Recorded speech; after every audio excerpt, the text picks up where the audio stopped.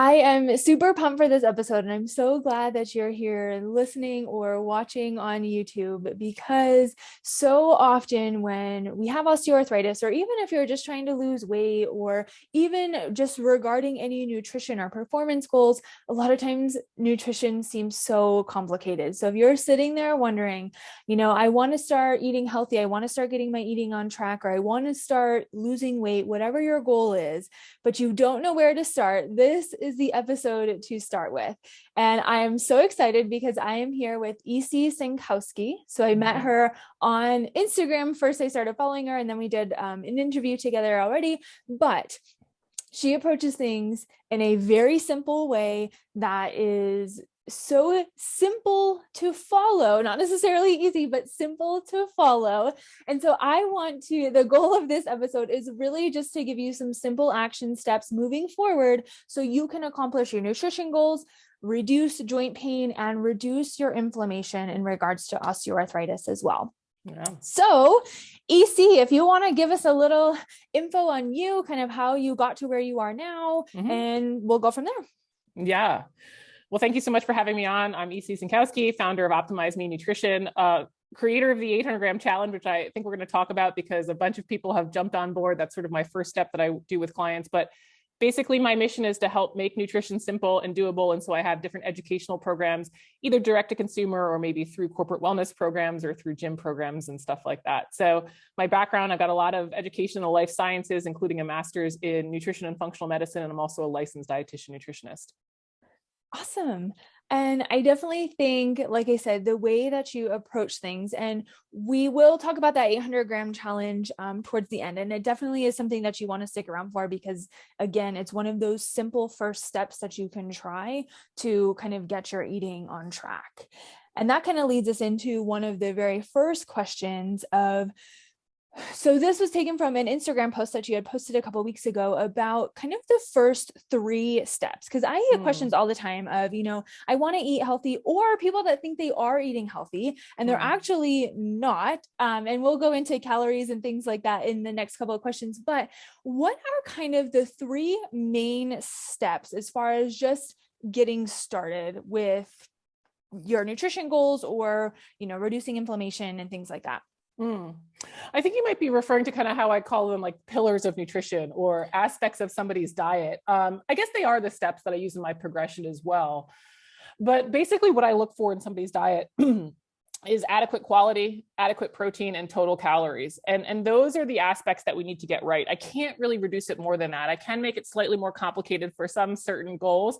But I think for most of us, achieving those 3 things will get us where we need to be in terms of weight, health, and fitness goals. And so adequate quality, just talking about whether or not we're getting all of the nutrients we need, especially those vitamins and minerals.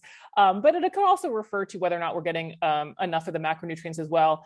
Adequate protein, specifically talking about that macronutrient that has payoff in terms of weight, health, and fitness goals. And then finally, looking at the overall diet in terms of its total caloric load. And, people really focus on calories for sure for weight goals. That is certainly a very popular goal for people in terms of nutrition. But this also affects weight and fitness as well. And that's really how I approach things, that, I don't want to look at things as just from the aesthetic weight goal that people have, but how is this going to pay off in terms of health and fitness? And all 3 of these pillars, adequate quality, adequate quantity, adequate protein quantity, and then total calories, will have ramifications on those 3 outcomes. Sure. And just kind of diving into protein a little bit, because I know that, I talk about protein a lot too, because especially most of my audience is women over 40, 50 in that kind of age range. And that's when protein really kind of starts to take a dive. And a lot of people think that they're actually eating enough, and then they kind of look into it and it's like, whoa. So what are kind of the guidelines you use as far as, because I know there's a lot of different kind of things out there with the nutrition guidelines, and what is kind of a starting point for protein in gram wise, or that you would recommend for, just kind of a general guideline? Yeah. I recommend kind of a baseline number of 0.7 grams of protein per pound of body weight. And that's a current body weight, unless somebody has, let's say, more than 20 or 30 pounds to lose, and they could use their target weight. And so again, 0.7 grams per pound of the current weight, or target weight if it's 20 to 30 pounds away. And any protein in any of your foods can go towards accumulating that total. And again, that's really from research suggesting where we can put on muscle mass, as well as where we can retain muscle mass during a caloric deficit. And also it's going to be protective of sarcopenia, or the natural muscle mass loss as we age. And so that's why I've settled there. You certainly can go higher. Another reason why I've settled there is I find that it's relatively sustainable.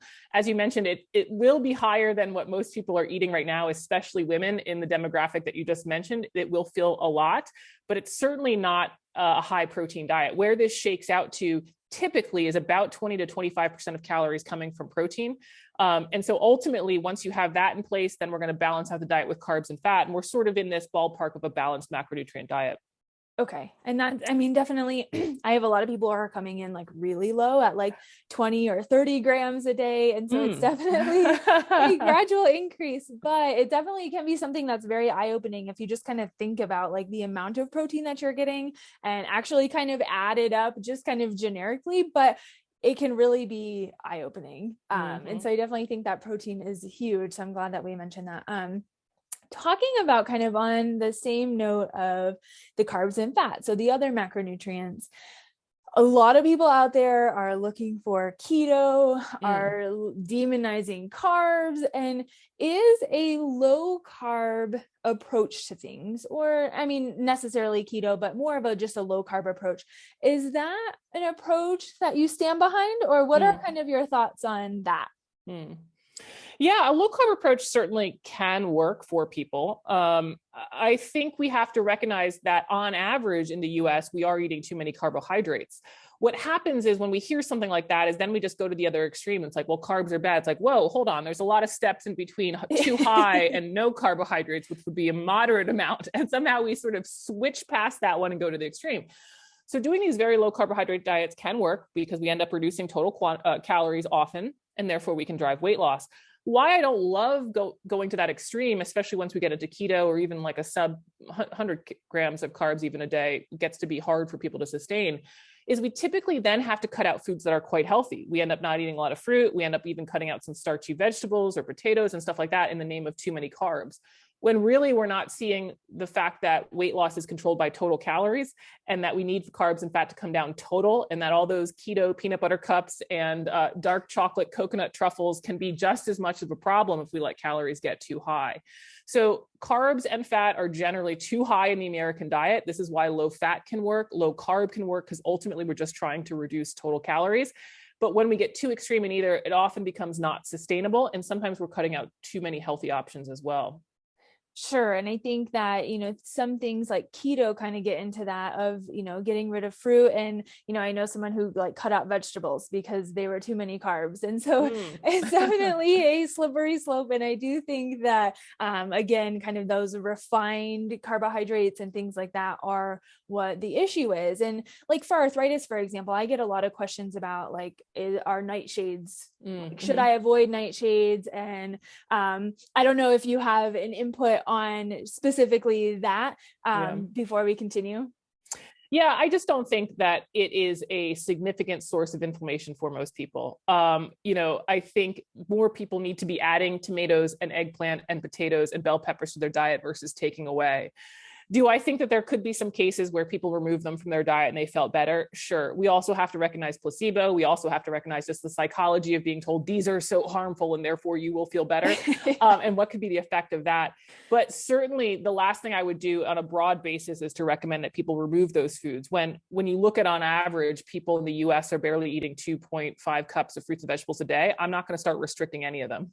Right, exactly. And that was kind of my take on it too, just from an outsider perspective. Like maybe we shouldn't cut out whole foods. Maybe we should look at some of those more processed foods first and then kind of move that way. Now, one of the things about calories, I know that especially women can kind of get into this mindset of, especially in the kind of older school theories and things of, less is better, or, that's how you can kind of get into weight loss, is by significantly reducing the calories. And I think one of the important things that's not typically talked about a ton when it comes to weight loss, and especially people like in menopause and things like that, is under eating. Because I meet a lot of people who are really, really reducing their calories to almost a dangerous amount. And so one of the things I wanted to talk about before we started getting into some of the calories and things is, how do you know if you're under eating or not eating enough calories? Are there certain symptoms or certain things that you should recognize or should look at when it comes to that? Yeah, under eating, I think, is one of these words that is just so loaded, because there's so many things in different ways it can be interpreted and practiced in the diet. If you have excess weight to lose, you're not under eating calories. You might be under eating micronutrients, but you're not under eating calories. But I think, again, what happens, and this isn't exactly your question, so I'll get back to that. But I think what happens a lot with under eating is that people may be under eating Monday through Friday. They're not eating very much during the week to do this perfect boiled chicken and iceberg lettuce diet. And then they face plant into a box of donuts on Friday night because they're so hungry. And now once we look across the week, we actually have not under eaten, but we have done that for a period of time that's unsustainable. True under eating would be, too low body fat, loss of cycle, very thin, very obvious that somebody is under eating, a significant weight loss. Yeah. Sure. Okay. And then, so as far as kind of making sure that you're eating enough calories then, so is that kind of, what do you kind of use to help determine that? I know it's going to vary widely, but. Yeah, that's kind of a third step that I do with people. Because ultimately, to give a certain number of calories and to say, okay, this is a relevant number of calories to you, that person then has to want to go out and weigh and measure their food, because otherwise it's just sort of this number we talk about and doesn't really do anything. Sure, yeah. And it turns out that a lot of people don't want to weigh and measure their food to any level of detail. So this is why I don't start with people there. It's just sort of like, people want to know how many calories to eat. And it's like, well, are you weighing and measuring your food now? It's like, well, no. It's like, okay, well, I don't know if we're going to start there. Why don't we start with something that seems more palatable? And so that's why I start with the 800-gram challenge. I have people add fruits and veggies to the diet. That's why I then move to lazy macros, where I have people add protein to the diet, where they're sort of making some assessments, but they're not weighing and measuring everything to hit this certain number of calories.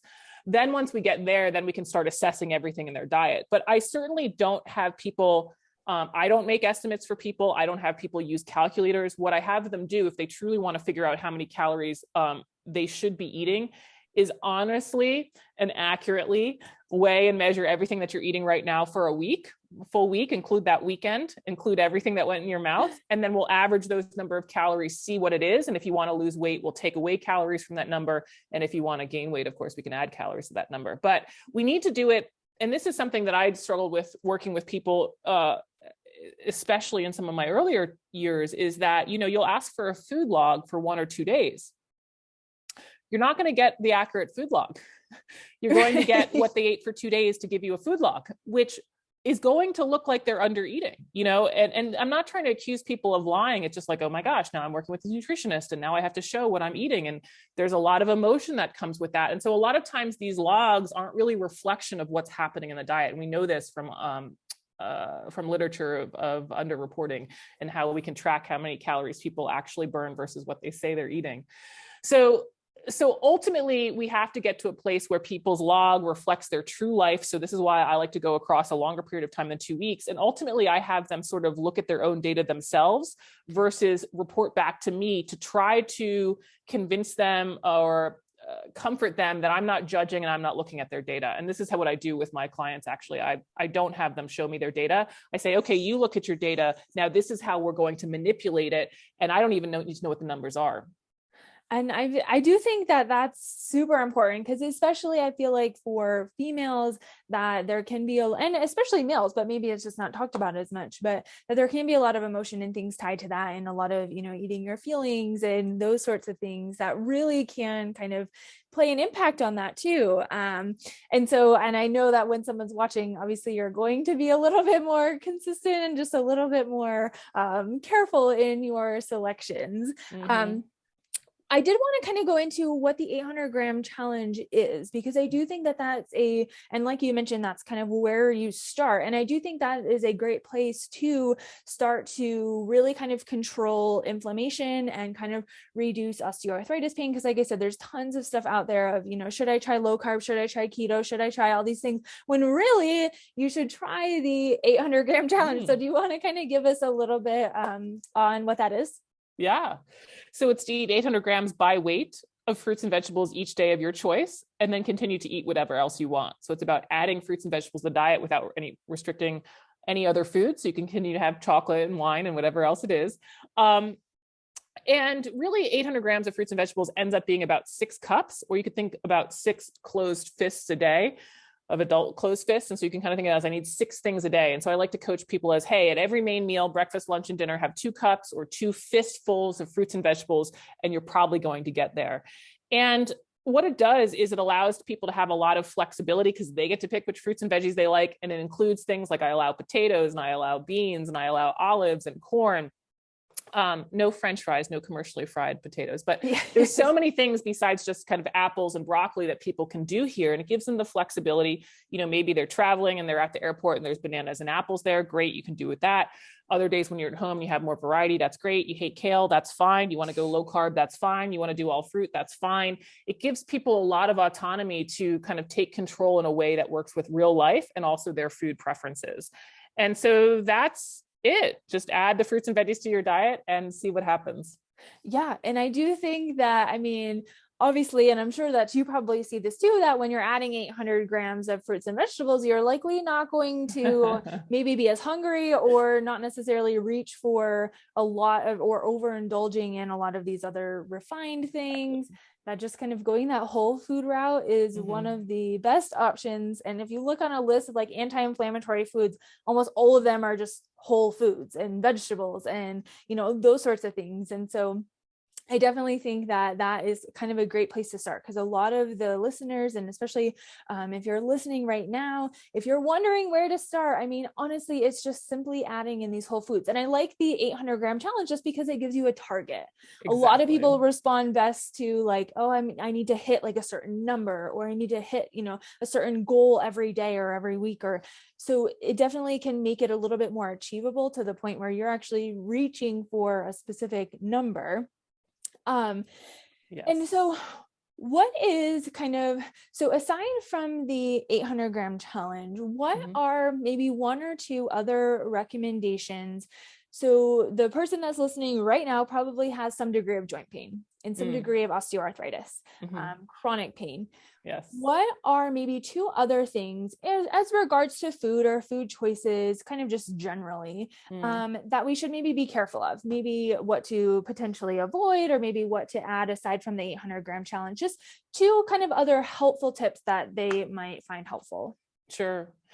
Yeah, definitely start with the 800-gram challenge. I would then, after they master that, move on to adding that protein target. That's what I call lazy macros, when somebody's doing both the 800-gram challenge and hitting that 0.7 grams per pound of body weight protein.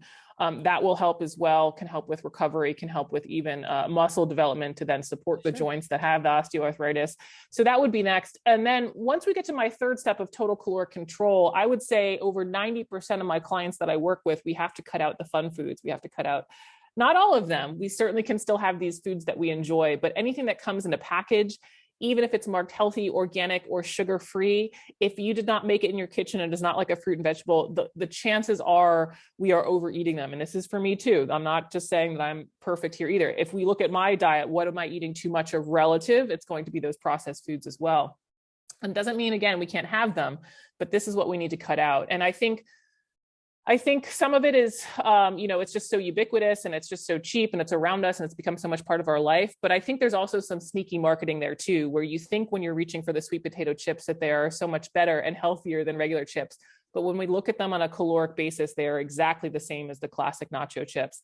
And so people have been convinced that I'm eating these dried veggies, and you're like, no, you're eating a lot of fat calories because they're fried. Exactly. So any of this processed stuff, I don't care if it's gluten-free, natural, you're doing bunches of crackers or cookies and all of these light crisp stuff. Those are very, very calorically dense, and you're better off reaching for some fruit and vegetables to hit that 800-gram challenge.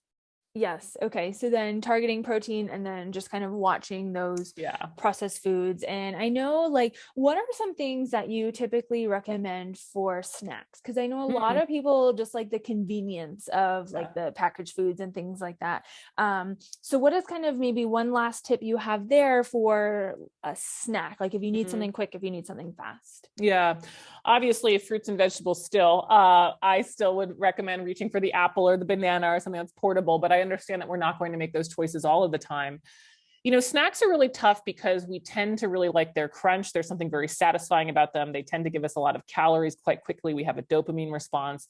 And so for the snacks that I recommend people purchase are actually the ones that you don't binge on. You try to find something that you enjoy, but you can also just put down after one or two. And so they might not be the chocolate covered pretzels. I know very few people who can eat a serving size, right? And it's just sort of like, no, I mean, I thought the bag was the serving size, right? So for example, and these might not resonate with people, but things that I can buy without eating the entire bag would be things like flavored rice cakes, would be like some dried fruit, like dried figs, some very dark chocolate, even some pretzels, just plain pretzels, not like, super flavored, whatever. But these are some things that I enjoy, but it's not like I'm going to eat the whole bag of them. So I encourage people to find snacks like that, because otherwise, if you're always buying, your favorite ice cream, it's always going to be a problem. We just don't have the control around that stuff. Save that for the holidays, when you really don't need to have control, but it's not something that I would try to tempt yourself with on a daily basis. Right, because exercising that self-control every single day, I think is not Doesn't sustainable. work, right? And it definitely puts you way more at risk of overeating and overindulging and things like that. So I do think there is something to say about buying it and having it in the house. And I do like the recommendation of finding something that you don't necessarily love, but can kind of satisfy some of that, like popcorns, like that for me. Totally. But but that's awesome. Okay. And so if anyone has any questions, you can throw it in the comments below on this YouTube video, or if you're watching on the podcast, you can reach me on any social medias and you can follow EC. So if you want to give us kind of where people can find you, or where they should start. Yeah. It's Optimize Me Nutrition on Instagram and Facebook. And then I also have the podcast, The Consistency Project, which is a little 20 to 30 minutes more on deep dives, generally about nutrition, sometimes fitness. And then my website, optimizemenutrition.com, has lots of free info about the 800 gram challenge. That's awesome. And I will put all those links and things down in the description below so that they can find you. And I just want to say thank you so much for joining us. And I hope that this was helpful as far as kind of finding the first couple steps moving forward, so it doesn't seem so overwhelming out there. Yeah. Thank you so much for having me on. Absolutely. You have a good one. You take care.